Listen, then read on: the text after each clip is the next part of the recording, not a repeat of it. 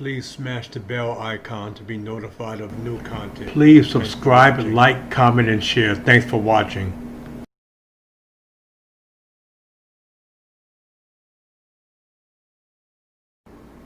What's up, family? Welcome to In the Name of Justice. Listen, I'm going to talk to you about the continued rise in police shootings and police brutality cases. Even though we are still in a state of pandemic and more people are at home and not out and about, the rise in police shootings still continue.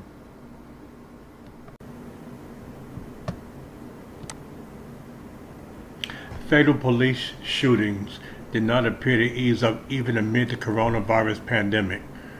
Blacks, Latinos, and Native Americans continue to be disproportionately affected by deadly police shootings compared to white people, a study released Wednesday by the ACLU found. Such shootings are so routine that even during a national pandemic with far fewer people traveling outside of their homes and police departments reducing contact with the public so as not to spread the virus, police have continued to fatally shoot people at the same rate so far in 2020 as they did in the same period from 2015 to 2019, according to the report, which was based on data analysis from the University of Nebraska at Omaha. The data also showed that several states saw a rise in the rate of people fatally shot by police in 2020 over the previous 5 years. We thought maybe police would slow down their killing of people during the pandemic, Udi Offer, the director of the ACLU Justice Division, said. We were wrong. From January to June of this year, there were 511 fatal police shootings, according to the report, up from 484 during the same period in 2019. During the first 6 months of 2018, there were also 550 police shootings in 2017. There were 493 in 2016. There were 498 in 2015. There were 465. Researchers examined figures from the database maintained by the Washington Post, which has been tracking daily police shootings through news accounts, social media posts, and police reports in the wake of 2014 killing of black teenager Michael Brown by police in Ferguson, Missouri.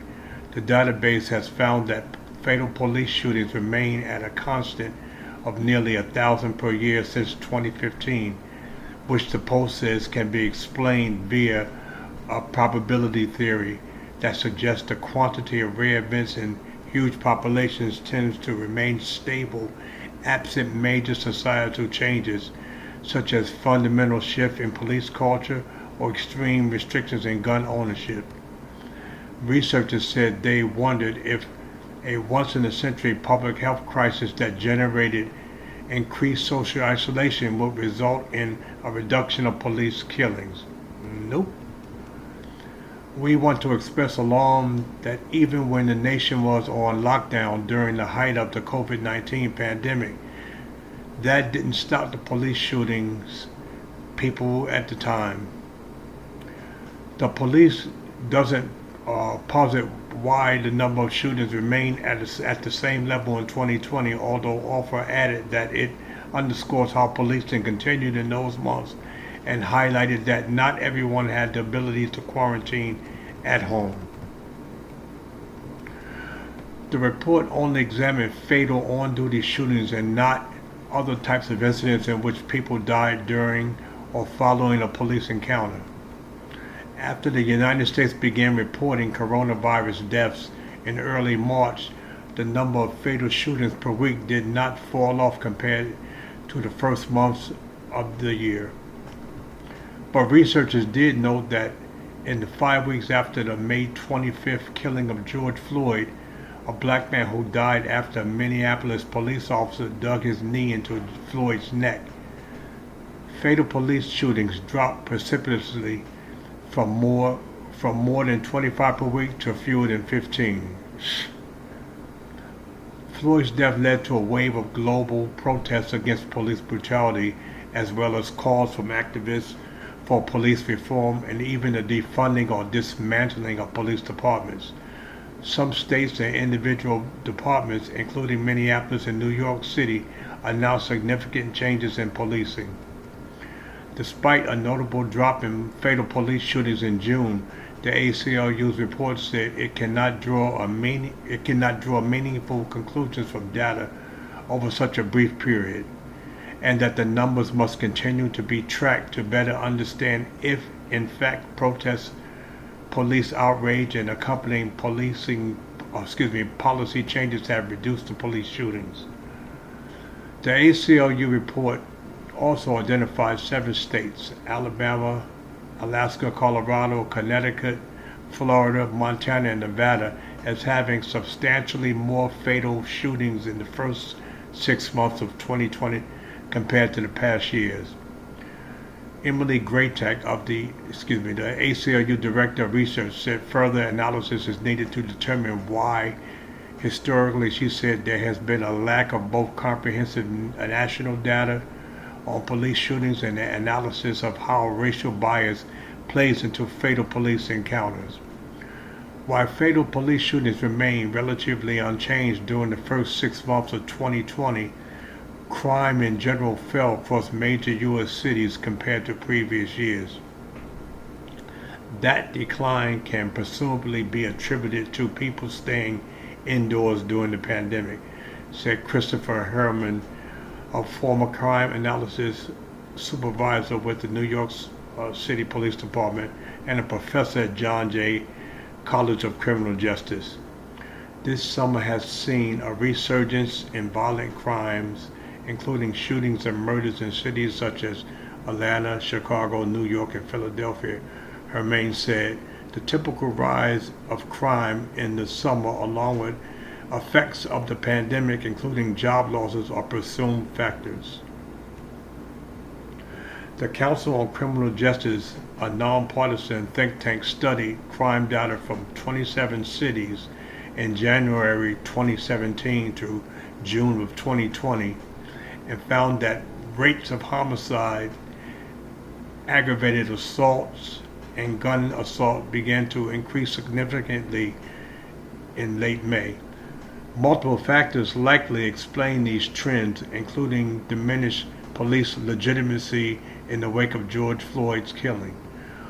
Of course, all of these things are going to make police more cautious, less proactive, less productive, Herman said, adding that lower morale among officers and a COVID effect in which police are more hands-off due to anxieties over the viruses are related. Across the country, discussions over the allocation of police funding have heated up in cities like New York, where the city council voted in June to pare down a $1 billion from the budget of the nation's largest police department, and Houston, where the city council that same month rejected a proposal to move nearly $12 million from the police budget to fund sweeping police reform initiatives, also favored by the community advocates, who prefer more of the money goes toward improving social and public health services. After welcoming a new class of 74 recruits to the police academy this week, Houston Police Chief Art Acevedo and others in this community made clear that they don't want less policing, they want good policing. Some cities are making cuts without real study of the consequences, said Acevedo, who is also this year's president of the major cities' chief associations, which represents about 69 urban law enforcement agencies. The ACLU supports the reduction of law enforcement roles and the responsibilities in order to curb the number of fatal encounters. The group says the government should divest from police budgets and instead redirect the money towards social services and community programs that can help with mental illnesses and other issues, and put it into police interactions for non-serious offenses, including minor traffic stops. Following Floyd's death, Stephen Castavins, the president of International Association of Chiefs of Police, a nonprofit representing law enforcement leaders, said Agencies in recent years have been working on reducing the use of force and upholding police accountability. Castafins, the police chief in Buffalo, Illinois, has encouraged all police agencies to participate in the FBI's National Use of Force database, which has been criticized for being incomplete and being ineffective for guiding police reform, and officers to adhere to the use of force policy that puts a value on pursuing human life. But simply defunding or shifting resources from police department is not the answer, Castafins added. Change will require both dedicated resources and an enduring commitment from police leaders, community members, and elected officials, he wrote in an open letter. Now is the time to further limit the capacity of police agencies. In Houston, where homicide rate is up 27% from a year ago, Acevedo said, but the pandemic, along with increased domestic violence, drug and mental health issues, are all fueling a larger problem. Earlier this month, the city saw its 18th fatal police shooting in 2020. While Acevedo has won praise for marching with activists after Floyd's killing, he has also weathered criticism from some protesters pushing for more transparency in Houston. He said Tuesday that his department has been able to reduce the number of officer-involved shootings by half in the past 8 years, and that it is necessary to look at why each individual case ended in a fatality. Critics of policing only want to focus on the number and the race, but they don't want to look at the individual circumstances, he said. Look at the facts, look at the evidence, and then decide if prosecutors or criminal justice system failed to hold officers accountable. Don't use a broad brush. He added that the proliferation of officer body cameras and the spread of public capturing of video of police encounters are forcing departments to improve their training. We've come a long way, but the work never ends, Acevedo said. ACLU researchers argue that even if violent crime is trending upward, that still shouldn't open the door to increase in deadly police encounters. Whether crime is up or down, whether we're in a pandemic or not, police continue to kill people. Unfortunately, the police shootings are up, maybe because there's and continues to be an unwritten policy to kill black men rather than preserve their lives, a form of ethnic cleansing perpetrated by police departments across the nation. If it were just a training issue, the shootings would be proportional along race lines.